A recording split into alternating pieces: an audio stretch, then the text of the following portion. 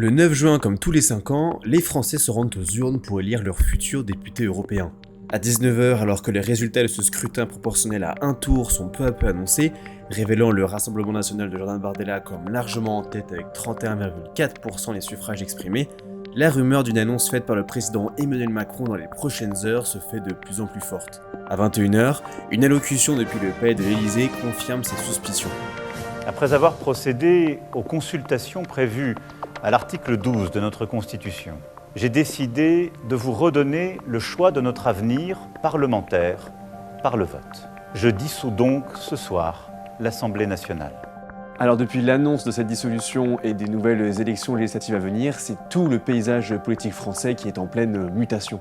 À droite, le parti dirigé par Jordan Bardella, galvanisé par sa domination aux européennes et soutenu par une union des droites encouragée par les républicains, se dit prêt à obtenir une majorité de députés et à prendre le pouvoir, faisant possiblement entrer la France dans sa 4e cohabitation dans l'histoire de la 5e République. À gauche, la nécessité de faire barrage à ce risque de majorité de l'extrême droite oblige les membres des principaux partis politiques à se réunir et envisager une possible coalition.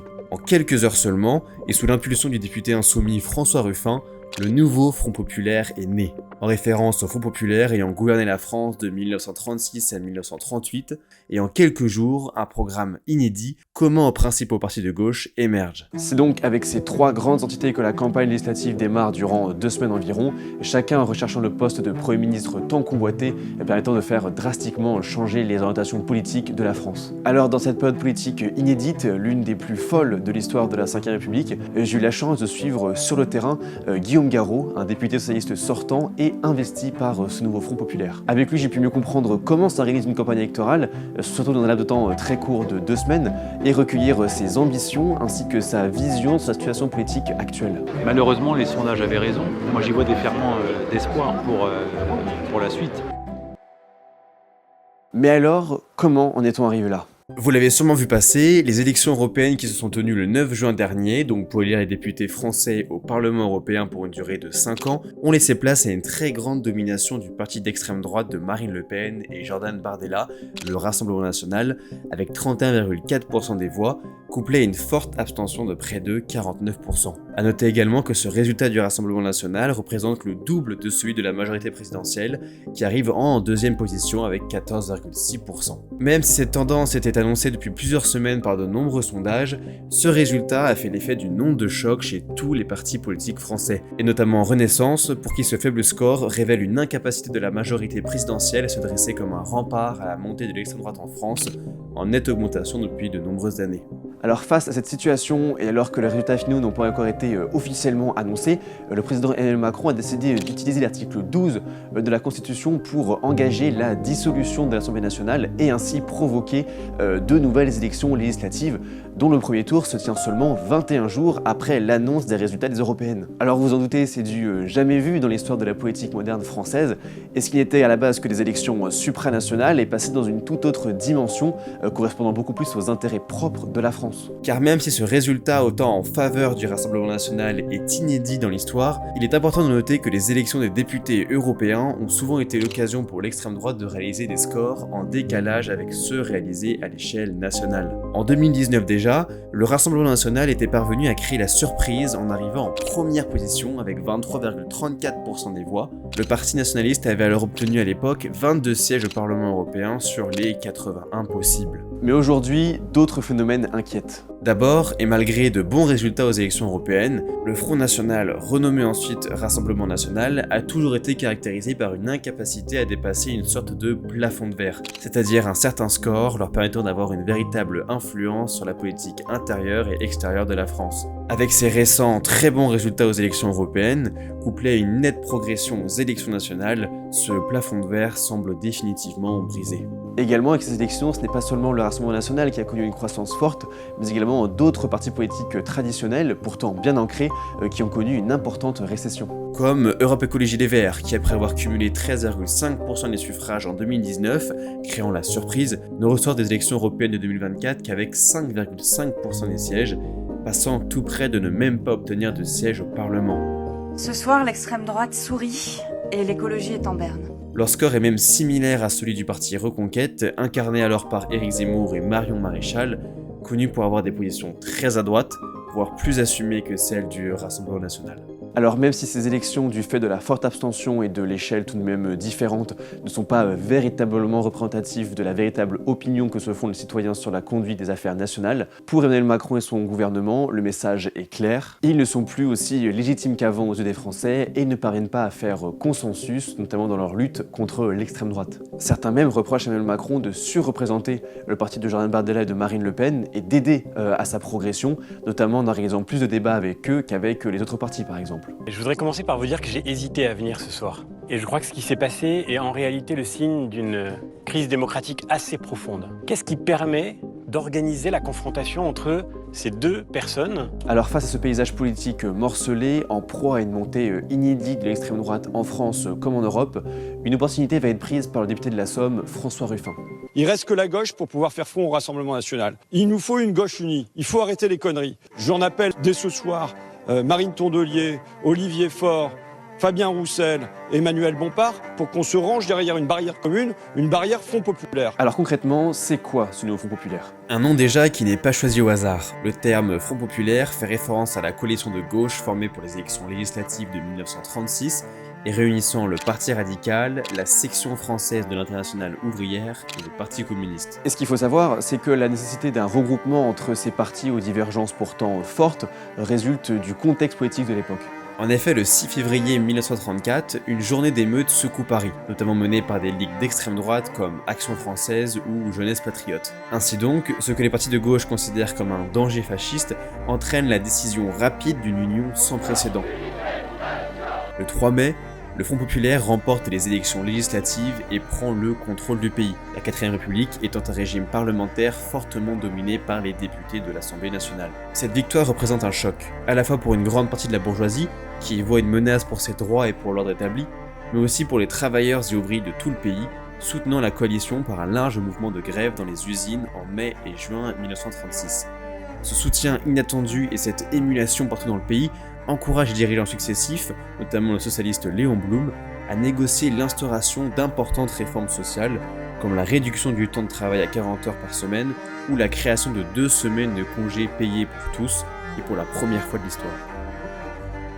Avec ce nouveau Front populaire, c'est une réelle utilisation de l'histoire qui n'est pas faite au hasard, au vu du contexte actuel. Ce que les partis de gauche considèrent comme un danger d'un potentiel retour de l'extrême droite aux portes du pouvoir comme en 1934, nécessite la mise en place d'une coalition comparable à celle déjà vue presque 100 ans plus tôt. Le 10 juin au soir, et après d'intenses manifestations dans les rues de Paris, notamment de la jeunesse, contre le Rassemblement national, les principaux partis de gauche, dont notamment les écologistes, la France insoumise, le Parti communiste français et le Parti socialiste, se mettent d'accord pour établir une nouvelle coalition reprenant les codes et la symbolique de celle de 1936.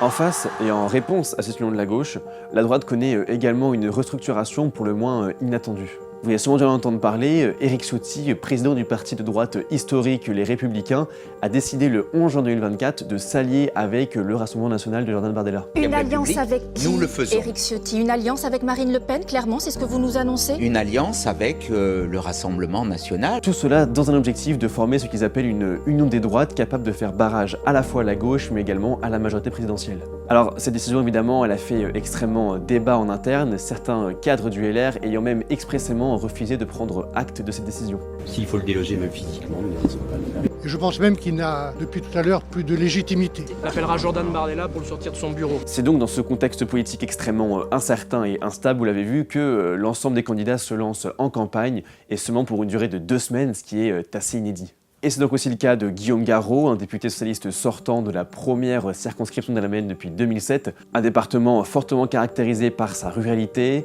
son importante dimension agricole, ainsi que sa désertification médicale en constante hausse depuis des années. Il a également été ancien ministre sous le quinquennat de François Hollande et ancien maire de la ville de Laval. Et c'est 4 jours après la dissolution officielle de l'Assemblée nationale que je le retrouve pour une première réunion publique.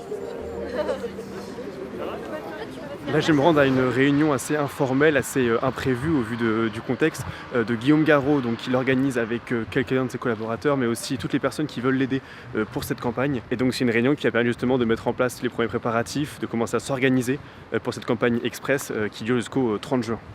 Et donc voilà, en tout cas, on est heureux de vous voir aussi nombreux pour nous aider. Merci beaucoup. Et puis voilà, j'espère qu'on va gagner. Nous, on va gagner. Moments où ça va bien, et d'autres moments où on est dans le doute. C'est toujours difficile, n'est-ce pas, pour ceux qui... voilà, on ne sait jamais. Voilà. Donc on a besoin toujours d'être solidaire. Alors merci de votre solidarité, merci de votre engagement, et puis merci de ce qu'on va tous faire ensemble pour qu'on puisse gagner le 7 juillet au soir. Au liqueur. Malheureusement, les sondages avaient raison sur les européennes. Les sondages ne se sont pas trompés. On a un Rassemblement national à plus de 30%, 31%. On a vu ensuite l'échec pour la majorité présidentielle. Et puis on a vu derrière une gauche qui est en train de relever la tête, qui est en train de se recomposer aussi. Donc là, moi j'y vois des ferments d'espoir pour la suite. Est-ce que vous y croyez justement à cette union de la gauche et ce Front populaire qu'on présente ? Ce Front populaire, au moment où on parle, n'existe pas encore. Il y a des discussions qui ont été engagées depuis lundi matin. Alors, depuis ce premier entretien, les choses ont bien évidemment évolué. Le 14 juin 2024, soit le lendemain de cette première rencontre avec Guillaume Garot, un programme commun est parvenu à émerger après 4 longues journées et nuits de négociations et de compromis faits par les différents représentants des partis politiques.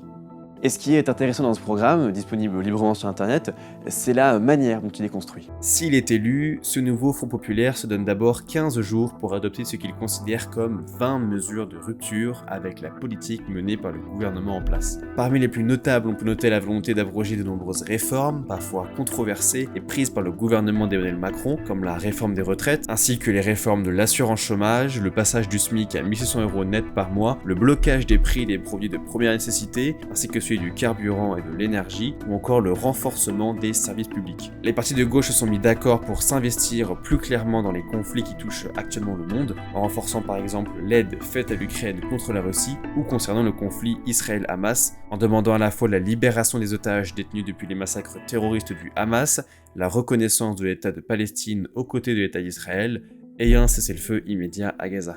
Et c'est vrai qu'aujourd'hui, il y a une forme de chaos politique. Heureusement aujourd'hui qu'il y a de la responsabilité, et il faut de la responsabilité pour dire stop au Rassemblement national. Et c'est d'abord ça qui doit nous occuper. J'aime bien le vallonner comme ça, avec les chemins creux, c'est beau.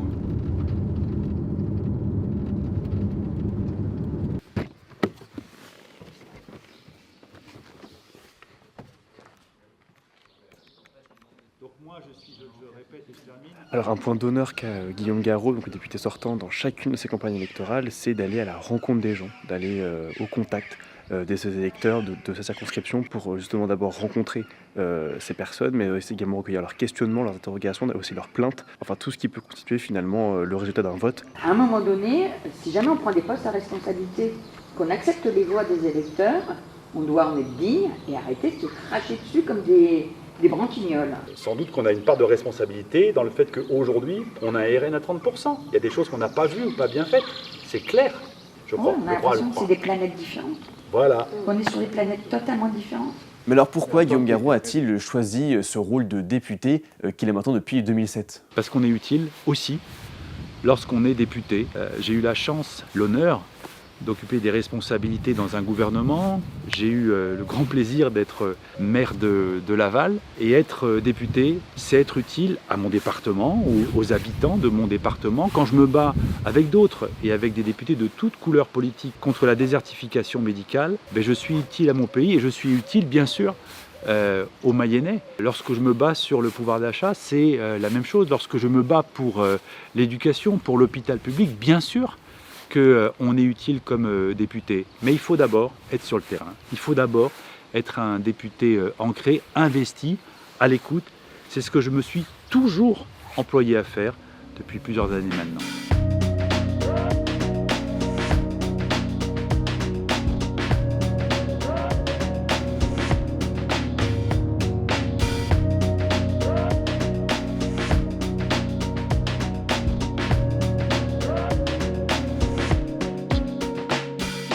Qu'est-ce que vous répondez aux personnes qui peuvent dire, justement, les gens qui viennent vous rencontrer sur le terrain sont ceux qui sont déjà acquis à votre cause?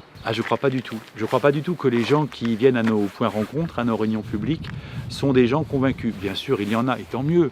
Mais il y a aussi des gens, très sincèrement, qui se posent des questions, qui doutent, qui ne savent pas trop, et qui ont envie d'avoir les réponses aux questions qu'ils posent. Ce sont des gens vraiment de toute sensibilité, mais vraiment, c'est très divers. Et c'est comme ça qu'on fait campagne, c'est comme ça qu'on convainc. Pourquoi vous n'iriez pas sur M. Ruffin comme Premier ministre? J'ai un petit peu de mal, je dirais, ça a été très vite, c'est sûr. Et si tous les sociaux-démocrates avaient fait une alliance de front républicain sans équipe, moi ça m'aurait plu davantage. C'est bien d'arriver avec un programme, mais je pense qu'après, il faut que les mesures que vous allez prendre, elles soient...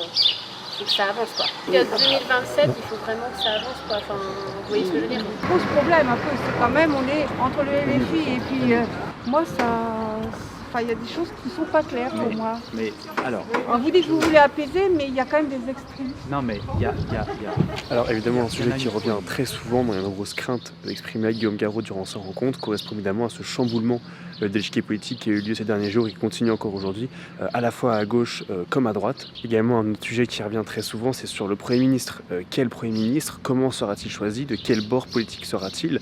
Va-t-il convenir à l'ensemble finalement des personnes qui ont voté pour une coalition ou pour une autre? Donc c'est vraiment tout ce sujet-là auquel Guillaume Garot doit répondre aujourd'hui et surtout rassurer. Pour développer un peu le point que je viens d'évoquer ici, même si la satisfaction de voir une réelle et effective union de la gauche prédomine, après notamment l'échec de la NUPES, il n'en reste pas moins que ce nouveau Front populaire reste particulièrement sujet à de nombreuses critiques venant de tous bords. Tout d'abord, même si une réelle coalition semble actée entre les différents partis, notamment au travers d'un programme commun, certaines divergences subsistent, notamment en ce qui concerne la figure qui va incarner le Premier ministre de ce Front populaire. Alors je commence par vous dire, je m'en sens capable. Écoutez, je m'en sens capable aussi. Nous sommes plusieurs, bien sûr, j'en fais partie. Mais on se demande si moi je serais pas un bon Premier ministre en fait. Je vous l'ai expliqué plus tôt, alors que la coalition de droite place Jordan Bardella comme clair et unique candidat à Matignon, à gauche le débat reste bien plus flou. Jean-Luc Mélenchon, François Ruffin, Fabien Roussel ou encore Olivier Faure, tous se disent prêts à assumer cette position, mais tous ne sont pas d'accord sur la figure qu'ils espèrent voir les représenter,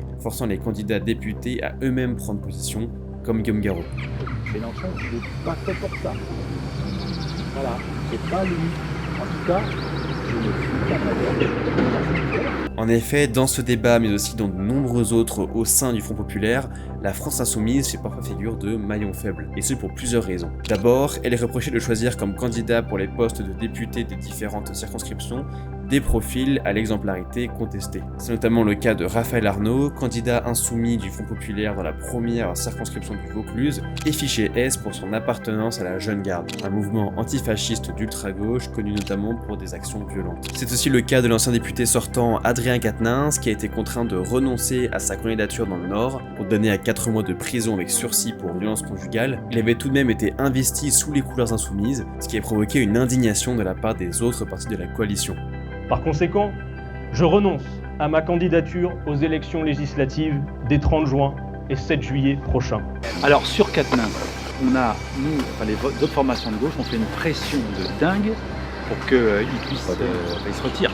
Plus généralement, LFI est reproché dans sa sélection de candidats d'avoir mis à l'écart certaines figures du parti qui étaient connues pour être en opposition avec Jean-Luc Mélenchon, lui aussi figure historique de la France insoumise. Et imaginez qu'à 23h, sans un coup de fil, vous découvrez un tableau et quand vous regardez, il n'y a plus votre nom, on vous a pas expliqué pourquoi. Là, on a la direction de la France insoumise, Jean-Luc Mélenchon, qui décide de faire une purge. Enfin, on peut évoquer les différentes accusations plus ou moins fondées d'antisémitisme par exemple, venant de tous bords et principalement dirigées à l'encontre de la France insoumise, d'autant que ce nouveau Front populaire est également critiqué pour son programme, jugé irréaliste pour certains. SMIC à 1600 € net, retraite à 60 ans, blocage du prix des biens de première nécessité, toutes ces mesures sont perçues comme impossibles à instaurer à long terme, voire dangereuse pour le système économique de la France. A contrario, d'autres économistes de renom ont plaidé en faveur du nouveau Front populaire et de ses mesures ambitieuses, comme Esther Duflo, lauréate du prix de la Banque de Suède en sciences économiques,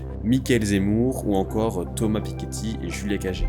C'est donc une réelle bataille d'idées et de chiffres qui est en place depuis des semaines pour juger de la soutenabilité du programme du Nouveau Front Populaire. Au sein même de la coalition, les candidats députés restent également prudents sur ces promesses, comme c'est le cas de Guillaume Garot.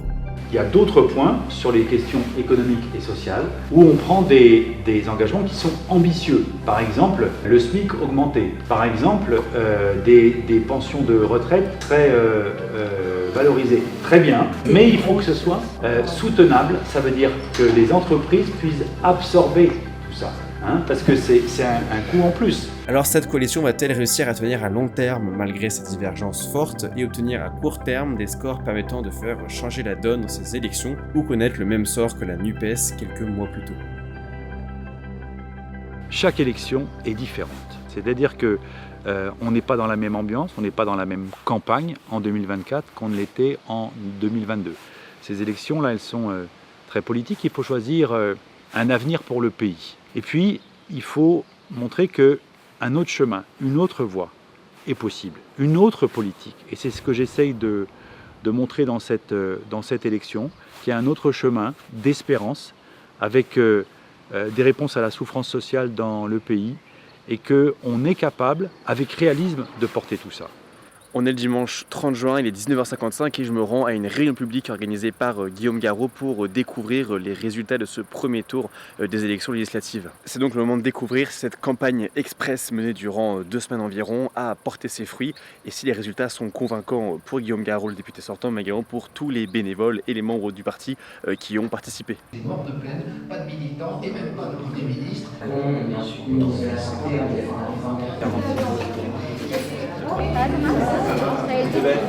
Vous allez découvrir cette estimation, la première de ce soir dans 5 secondes. Il est 20h et c'est le Rassemblement National et ses alliés qui arrivent en tête à 34% derrière le nouveau. Et aujourd'hui, le bon de la participation ont déjoué le piège. Vraiment, un grand merci, un immense merci pour votre investissement, pour avoir collé, pour avoir distribué, pour avoir boité, pour avoir convaincu autour de vous. Et il porte ses fruits parce que ce soir, dans notre circonscription, au moment où je vous parle, on n'a pas le résultat complètement définitif. Nous sommes entre 45 et 46% des voix, donc nettement devant.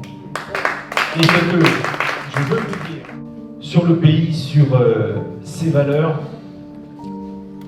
battues. Oui, eh bien Fabien Roussel serait largement battu par le Rassemblement National selon les derniers chiffres que l'on obtient. Il y a 2 ans, il avait remporté 54,5% des suffrages. Il va de soi qu'il va falloir repartir à la charge pour ce deuxième tour, même si c'est bien engagé. Franchement, c'est la semaine où il faut se déployer partout. Alors, ce qui se pose ce soir, c'est la question du deuxième tour et des désistements. Il faut que nous affirmions le désistement systématique et inconditionnel de tous les candidats de notre alliance qui pourraient se maintenir au deuxième tour, mais qui ne seraient pas aujourd'hui le deuxième. C'est une nouvelle élection ce soir. On a vu beaucoup de candidats probablement qui seront élus du RN. Rien n'est perdu pour la gauche. Rien n'est perdu pour la gauche. Tout dépendra justement de ces désistements. On compte sur vous, parce que ça va être une sacrée partie pour le deuxième tour. Je vois bien, tout le monde a le moral un peu dans les chaussettes, parce que c'est difficile ce qu'on vit ce soir, mais je crois que le sursaut est possible. Et rien n'est joué, je le dis franchement, rien n'est joué. Les projections ce soir, elles n'ont pas encore de sens tant qu'on ne connaîtra pas la nature des désistements. Bon voilà, j'espère que ce reportage, réalisé en très peu de temps vu du contexte, vous aura tout de même plu. Si vous êtes inscrit sur liste électorale mais que vous n'avez pas de carte d'électeur, ce n'est pas grave, vous pouvez tout de même voter grâce à une carte d'identité par exemple. Donc vraiment, allez voter, je pense que c'est un geste important, encore plus au vu du contexte actuel. En attendant, je vous retrouve très bientôt pour un reportage que je prépare du coup depuis une semaine maintenant. J'espère qu'il va vous plaire également. À bientôt.